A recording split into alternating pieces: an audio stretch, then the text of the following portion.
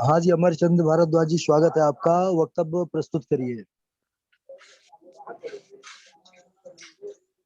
अस्मत् गुरुभ्यो नमः। अस्मत् परम गुरुभ्यो नमः। अस्मत् सर्व गुरुभ्यो नमः। श्री राधा कृष्णाभ्यां नमः। श्रीमते रामानुजाय नमः।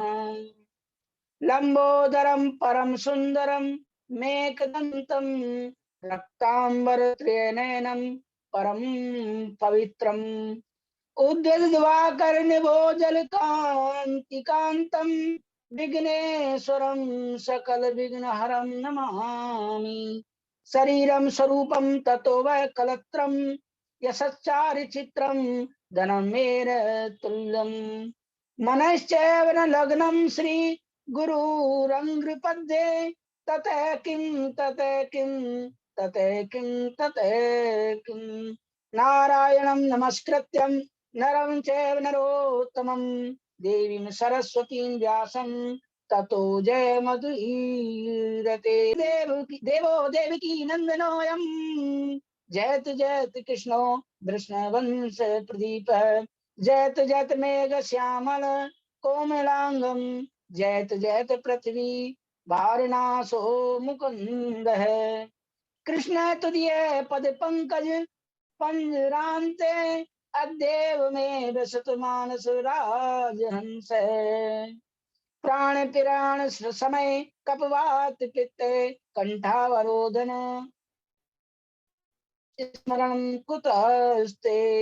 वरापीडं नटवरवपु कर्णयो कर्णकारकं विभद्रवास कनक कपिशं वैजयन्तीं चमालां रन्दान वेणो धर्षुधिया पूरयन गोप वृन्दैः वृन्दारण्यं स्वपदं रमणं प्रावसद गीत कीर्तकम्।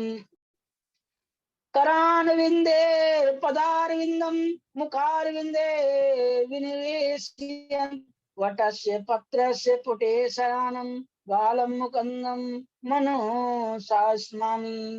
अंजनानंदनं वीरं जानकी शोकनाशनं कपीशमक्षन्तारं वन्दे लंका भयंकरं।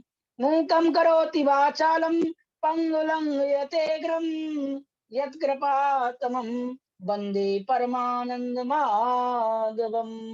भक्ति भक्ति भगवंत गुरु चतुर्नाम बप एक इनके पद वंदन किए नासत विघ्न अनेक।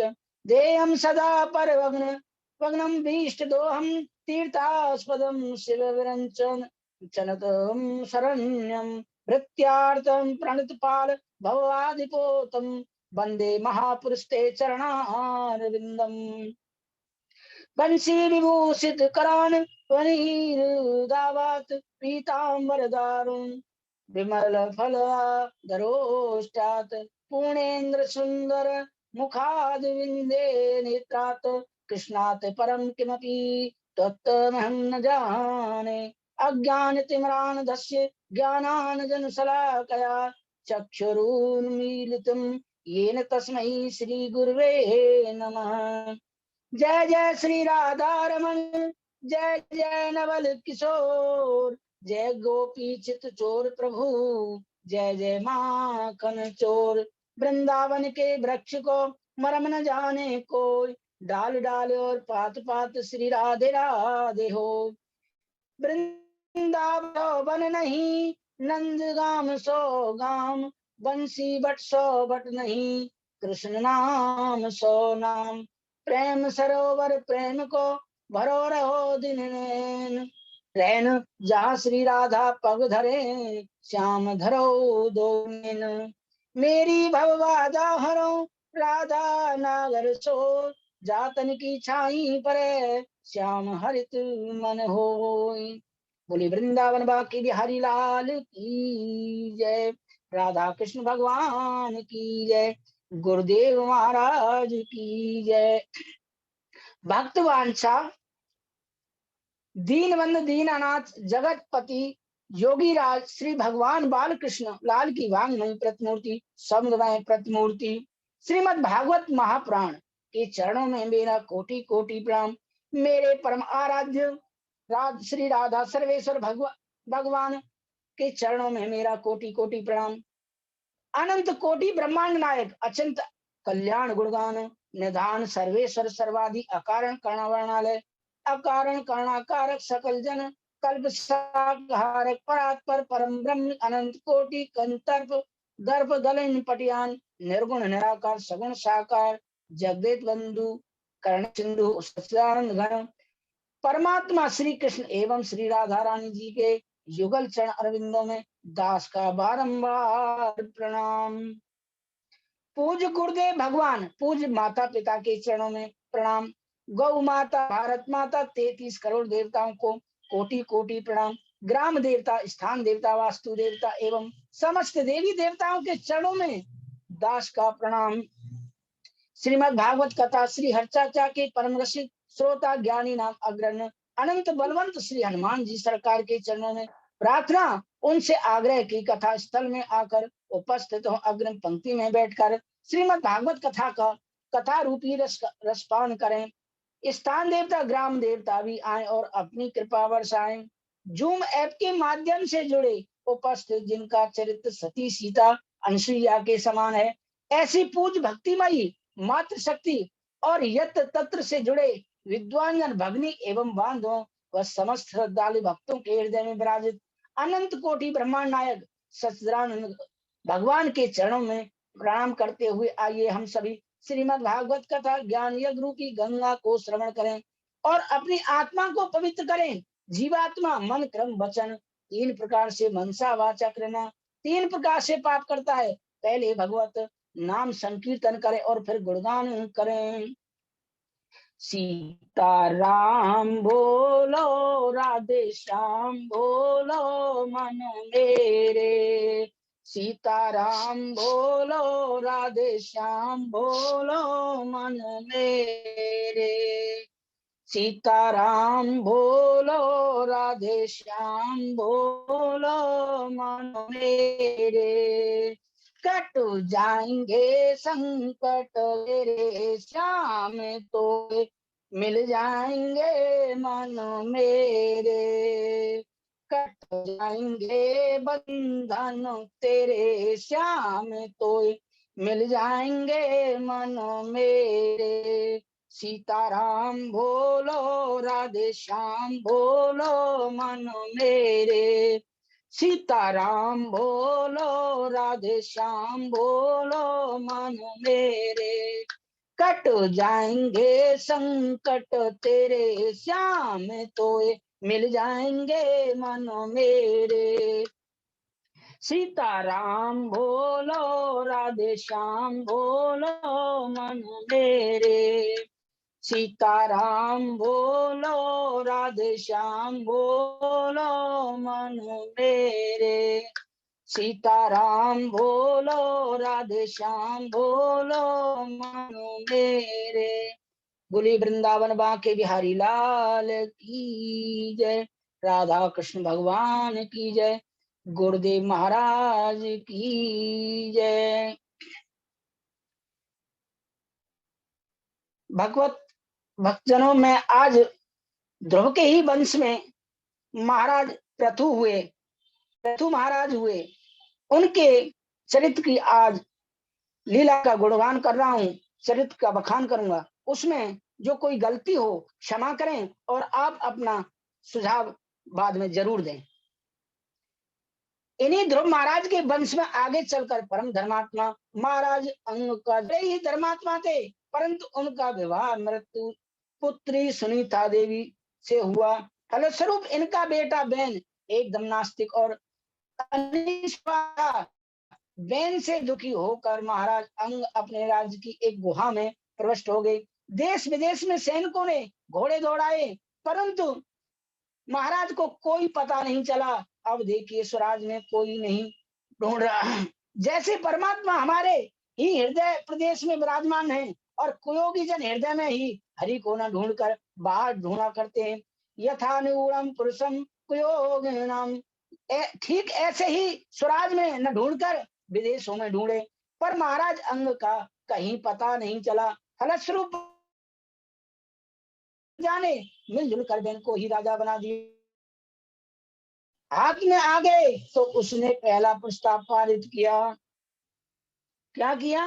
न यष्टव्यम न दातव्यम न होतव्यम द्वजा क्वचित इति न्यवार्य धर्म भेरी घोषेण सर्वं सह।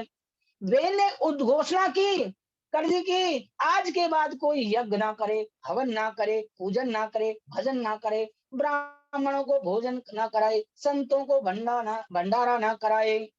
यदि करना बहुत अनिवार्य हो तो कुछ कुछ भी करे, मेरे नाम से करे, बेनाय नमः और भजन करो, बेनाय स्वा, हवन करो, बेनाय स्वा, क्योंकि वास्तविक परमात्मा मैं ही हूँ। सभी संत मिलकर समझाने आए और शांति पूर्वक उस राजा बहन को समझाया। देखो महाराज, आपको यज्ञ करना है। मच्छर बहुत है।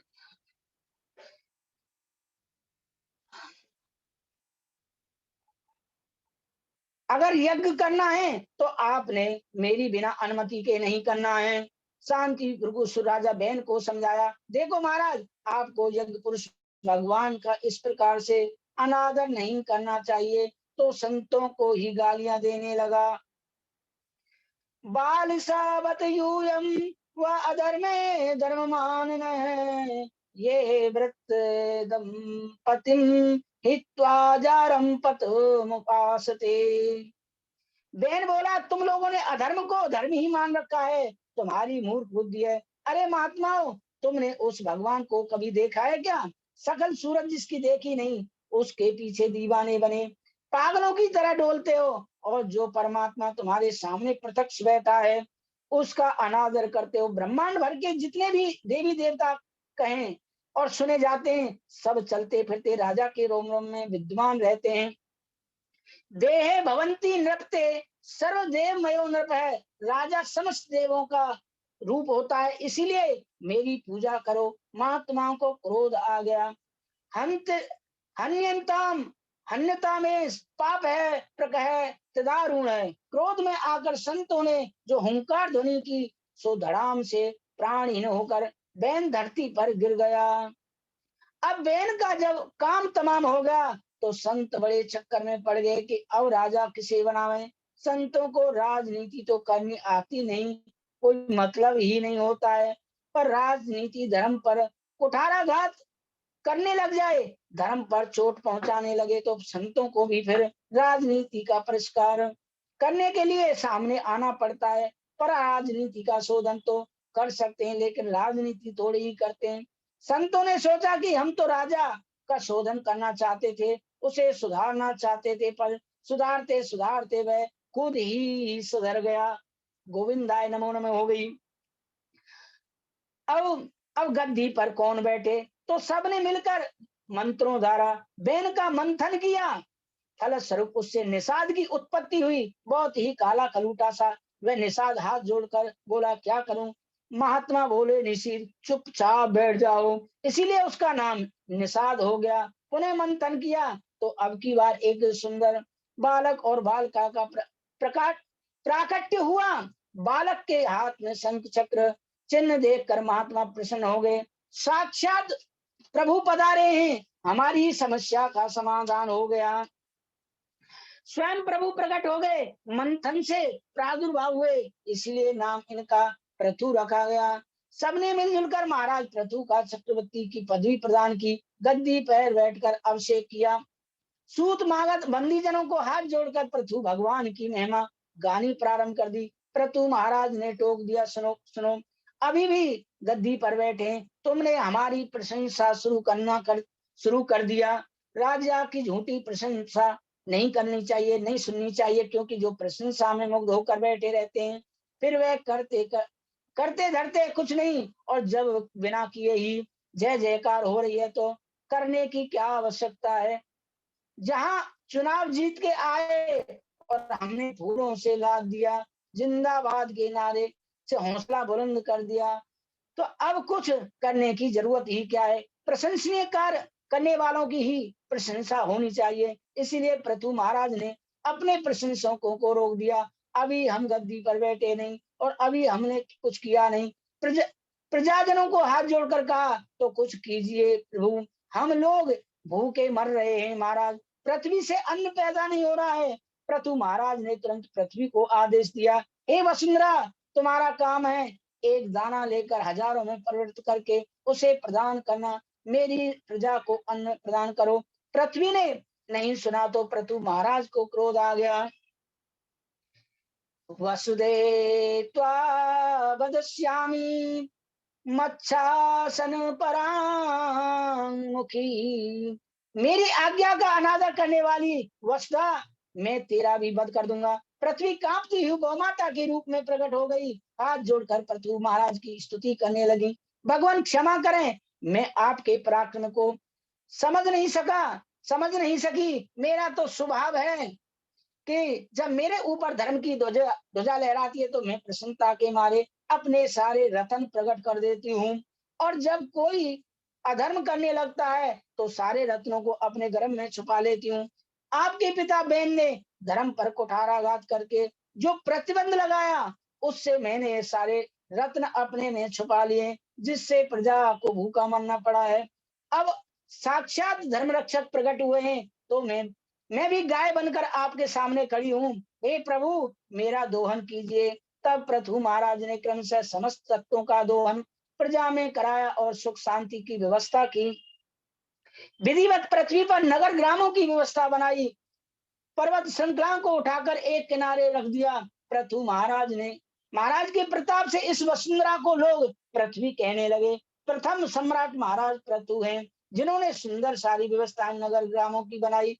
बड़े बड़े यज्ञ करने प्रारंभ कर दिए। इंद्र की धड़कन तेज हो गई, कहीं ये सतक्रतु सतक्रतु न हो जाए, राज का अधिकारी ना हो जाए, बैकुंठ का अधिकारी, और 100 यज्ञ कर ले तो इसे सिंहासन देना पड़ेगा, तो विधानसभा में बहुत मत सिद्ध कर दे, उसके लिए मुख्यमंत्री की गद्दी छोड़नी पड़ेगी। ऐसे तो मुख्यमंत्री जैसे प्रयत्न कर होता है विपक्ष कहीं बहुमत में न आ जाए, ऐसे ही इंद्र का ये प्रयत्न कि कोई सतक्रतु न बन जाए। 100 यज्ञ पहुंचते ही वह उत्पात मचाने लगता है, तो इंद्र ने अश्वमेध का यज्ञ घोड़ा चुरा लिया और 100 यज्ञ निकट पहुंचते ही वह उत्पात मचाने लगा। पृथु महाराज के पुत्र ने इंद्र को युद्ध में परास्त करके घोड़े को जीत लिया, इसलिए उसका नाम विजयातस्सु हो गया। इंद्र पुणे पाखंड का आश्रय लेकर साधु वेश बनाकर घोड़े ले भागा। मैत्रेय जी कहते, विदुर जी, यहीं से पाखंड की परंपरा का जन्म हुआ।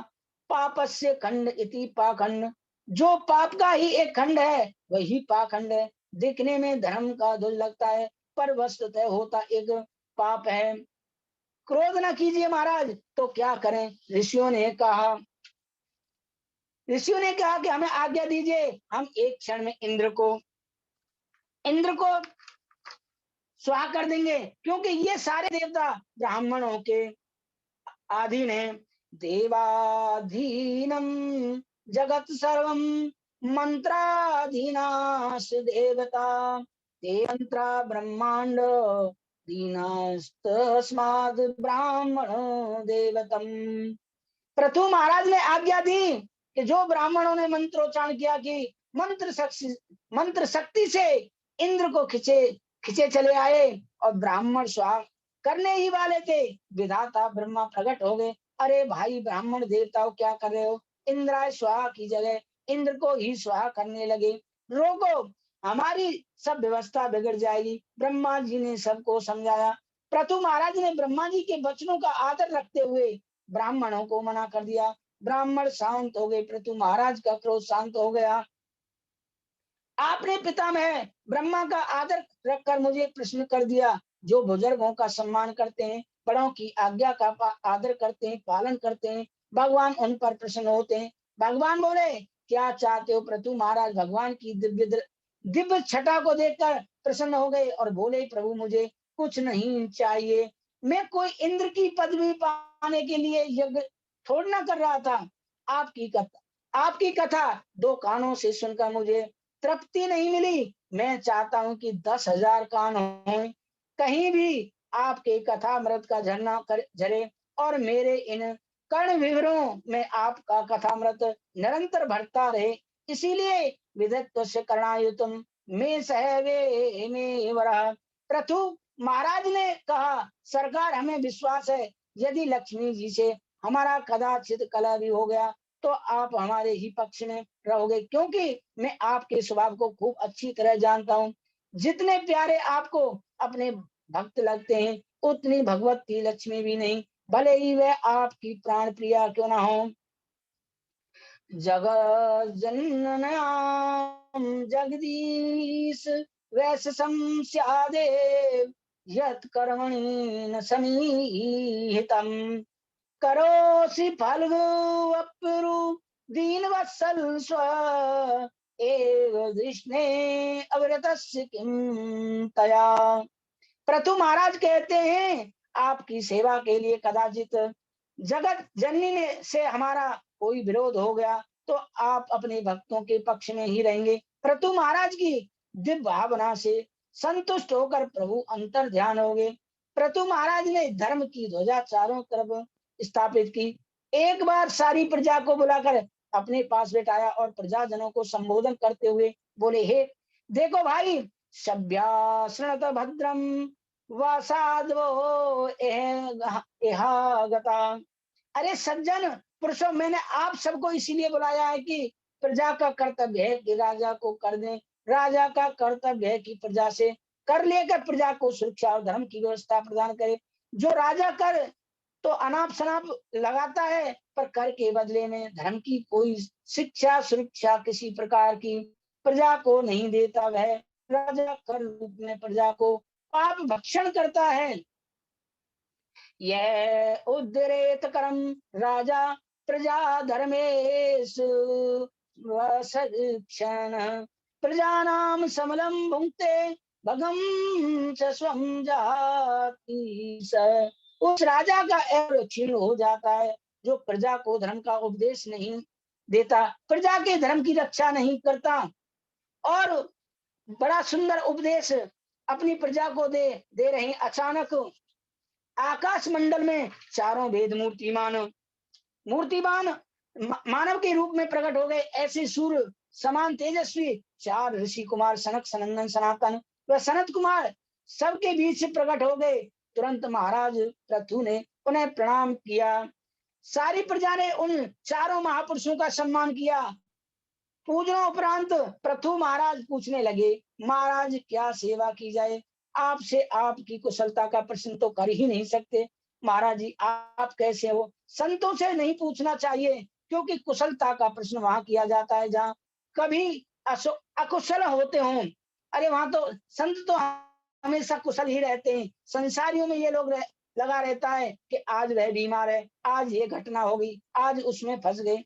चारों तरफ प्रपंचों में जूझते रहते हैं, पर जो हर समय ब्रह्मानंद में मस्त हैं, ऐसे ब्रह्म ज्ञानियों से क्या कुशलता का प्रश्न करना, क्योंकि उनके जीवन में अकुशलता कभी आती ही नहीं, वे हमेशा कुशल ही रहते हैं। इसीलिए भगवत कुशल प्रश्न आत्मा रामेशु नेच्यते। आप जैसे आत्मरामों से कुशलता का प्रश्न करना उचित नहीं। जिस गृहस्थ के घर में आप जैसे संतों का पदार्पण हो जाए, वह अंकंचन भी घर तब भी श्रेष्ठ है। और यदि घर में चाहे जितने रत्नों के भंडार भरे हों पड़े हों, पर उस भवन में आप जैसे संतों के चरणों का चरणों कभी नहीं पड़ा हो, वह घर उसी प्रकार है जैसे फलों से लदा हुआ वृक्ष तो है, पर बड़े बड़े नागों से लिपटा हुआ है। कैसे? व्यालालयम दुमावई ते पिरिक्त कल संपद यद्रास्तार्थी पादीर्थ विवर्जता। संतों के चरणों का जल जो गिरता है उसी को पाद तीर्थ कहते हैं। जिस घर में संतों का चरणों नहीं गिरा, वह घर क्या है? जैसे सर्पों से लिपटा हुआ वृक्ष है। सर्पों के डर के मारे न तो उस वृक्ष के नीचे बैठ सकते हैं और न ही हम छाव ले सकते हैं, न निश्चिंत होकर सो सकता है, न उस वृक्ष से फल ही खा सकता है। किस मतलब का वह वृक्ष फलदार वृक्ष है। उसी प्रकार धन संपदा चाहे जितनी भरी पड़ी हो, पर संतों का चरण लग नहीं तो सब व्यर्थ है। पृथु महाराज ने बड़ा उद्यत स्वागत किया। कहा, महाराज हमारे कल्याण का कोई मार्ग हमें बताइए। तब सनत कुमार जी बोले, जब सज्जन पुरुषों में भेंट होती है तो समाज के कल्याण की चर्चा होती है। तुमने ये प्रश्न अपनी प्रजाजनों के कल्याण किया है, तो ध्यान से सुन लीजिए। हम समस्त शास्त्रों का सार तुम्हें निचोड़ तुम्हें बता देते हैं, सुनाए देते हैं। शास्त्रेषु वयानेव सुनिश्चितो नृणाम् क्षेमस्य सद्य गवि नृषेषु हेतु असंग आत्म व्यतिरिक्त आत्मानि दृढ़ारति ब्रह्माणि निर्गुणे च या। समस्त शास्त्रों का अच्छी तरह से मंथन करने के बाद प्राणी मात्र के कल्याण का एक ही उपाय सुनिश्चित है कि अनात्म वस्तुएं जो हैं उनसे असंग होना सीखो और आत्म स्वरूप को पहचान कर उसी में अपनी स्थिति बनाओ, उसी से प्रीति करो। अर्थात अपने स्वरूप को पहचान कर उसी में स्थित रहो। जो अनात्म वस्तुओं में अत्यंत आसक्ति है, उस आसक्ति को त्याग करो, उनसे असंग हो जाओ। ये बात थोड़ी टेढ़ी लगती है, तनिक और स्पष्ट रूप से देखो। हम और आप इस जगत में आए, जन्म लेने से पहले किसी को नहीं जानते थे, कोई हमारा नहीं था, हम किसी के नहीं थे। अनिश्चित गर्भ में भी यदि कोई आए तो माताएं उसे भी परित्याग करा देती हैं। वह तो अपना बच्चा, परंतु अभी उसमें आसक्ति नहीं। परंतु जहां जन्म लिया तभी धीरे धीरे हमारी आसक्ति बढ़ जाती है। वह बच्चा, परंतु अभी उसमें आसक्ति नहीं। और इसी तरह से ये शरीर मेरा है, ये मेरा परिवार है, ये मेरा मकान है, ये मेरी दुकान है, ये हमारे लोग हैं, ये पराये लोग हैं। अब एक क्षण पहले कोई किसी का नहीं था और अब जन्म लेते ही सब भेद उत्पन्न हो गए। जो ये सब अनात्म वस्तु हैं, अरे शरीर को तो शरीर ही तो हमारा है, हमारा नहीं। ये भी पंचायती धर्मशाला के रूप में है। पता नहीं 5-5 पंचों का है, समय आने पर ये पंचायती धर्मशाला से भी आपको निकाल कर बाहर कर दिया जाएगा। तो ये ईंट पत्थरों के मकान दुकान तुम्हारे कैसे हो सकते हैं। तो ये जो अनात्म वस्तुओं में अत्यंत आसक्ति है, मैं के नाम पर इस शरीर को मान लिया, यथा मेरा हो गया, मैं कमजोर हो गया, मैं तो बहन जी, फूफा जी, मामा जी आदि आदि इस शरीर के नाते हैं, उन्हें हमने मेरा मान लिया। माया का बखेड़ा खड़ा हो गया। ये सब अनात्म वस्तुओं में आसक्ति बांध कर हम कर रहे हैं। बस इन सब से अनासक्त हो जाना ही जीव के कल्याण का साधन है। परंतु ये जल्दी से होता नहीं। बालक जन्म लेता है, साक्षात परमात्मा स्वरूप होता है, उसकी किसी से कोई आसक्ति नहीं होती, माया मोह से एकदम निर्वक्त रहता है। पर धीरे धीरे ये माया लपेटती है। जन्म लेने के बाद माता पिता में आसक्ति, फिर धीरे धीरे बड़ा हुआ तो परिजनों का विस्तार हुआ और बड़ा होने पर विवाह हो गया तो अब माता पिता ढीले पड़े और पत्नी में आसक्ति बढ़ गई। तो ये जो आसक्ति अनावश्यक अनात्म वस्तु में फैलती है, यही जीव के बंधन का कारण बनती है। इसीलिए तुम्हारा जो वास्तविक स्वरूप है उसे तुम पहचानो और उसी में दृढ़ रति करो। इस प्रकार से बड़ा दिव्य उपदेश पृथु महाराज को श्री सनत कुमारों ने दिया। और उपदेश देकर जब चलने लगे तो पृथु महाराज ने प्रणाम करते हुए कहा, महाराज अब कुछ दक्षिणा भी तो ले लीजिए। जब किसी से कुछ मिले तो आप भी अपनी सामर्थ्य से कुछ दीजिए। तो सनत कुमार बोले, आप इस प्रवचन के बदले हमें क्या देंगे? जब दे ही रहे तो उसकी तुलना में दीजिए। अब पृथु जी को लगा कि क्या दिया जाए, हाथ जोड़कर बोले, प्राणाधारा सुता ब्रह्मण ग्रास सपुरच्छदा राज्यम बलम मही कोश इति सर्वम निवेदित।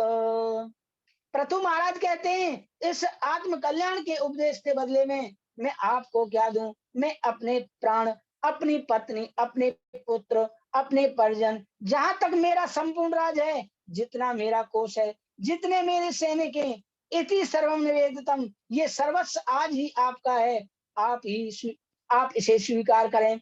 महात्मा प्रसन्न हो गए और बोले, अच्छा, जो आज से हम सबके स्वामी हैं, ये सारा संपत्ति वैभव हमारा है तो ठीक है, ये संपत्ति सब हमारी है, इसकी व्यवस्था की जिम्मेवारी हम तुम्हें सौंप रहे हैं।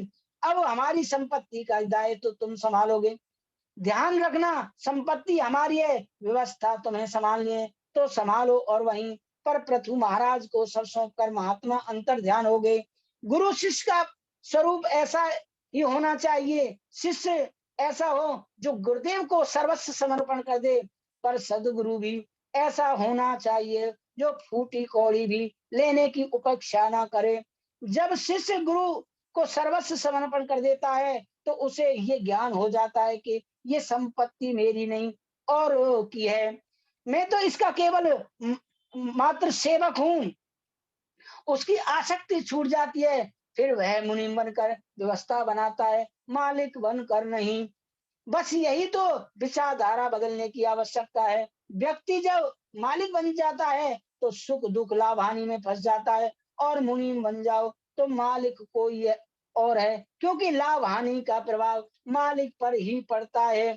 चाहे हमसे कोई भी नुकसान हो, लेकिन वह सब मालिक की जिम्मेदारी है, हम तो केवल उनके सेवादार हैं। अब हम प्रभु प्रथु चरित का अंतिम महाराज प्रथु की तपस्या और परलोक गमन। मैत्री जी कहते हैं, विदुर जी, जब प्रथु ने देखा कि मैं बूढ़ा हो गया हूं, तब उन्होंने मंत्रियों के परामर्श से अपने पुत्र विजिताश्व को राजा का कार्यभार सौंपा। राजा प्रथु ने राज छोड़ दिया और वे अपनी अर्ची के साथ वन में चले गए। वहां उन्होंने वानप्रस्थाश्रम के अनुसार तपस्या की और भगवान की आराधना की। वे कंदमूल फल खाकर तपस्या करने लगे, भूमि पर शयन करते, सूखे पत्ते खाते, पंचाग्नि तपते, जल में खड़े होकर श्री कृष्ण की आराधना करने लगे। थोड़े ही दिनों उनका मन निर्मल हो गया, सभी बंधन कट गए। जैसा सनत कुमारों ने उपदेश दिया था उसी के अनुसार ध्यान करने लगे। भक्ति भगवती ब्रह्मण्यन्य विषाभवत। पृथु जी को साधना करने से अनन्य भक्ति प्राप्त हो गई, अंतःकरण पवित्र हो गया, उन्होंने जीव कोष को काट दिया, द्वैत बुद्धि समाप्त हो गई, अणमादि सिद्धों का जो सिर झुकाकर प्रणाम करके विदा किया। जब पृथु का अंतकाल उपस्थित हुआ, तब उन्होंने अपने शरीर को परम ब्रह्म परमात्मा से एक करके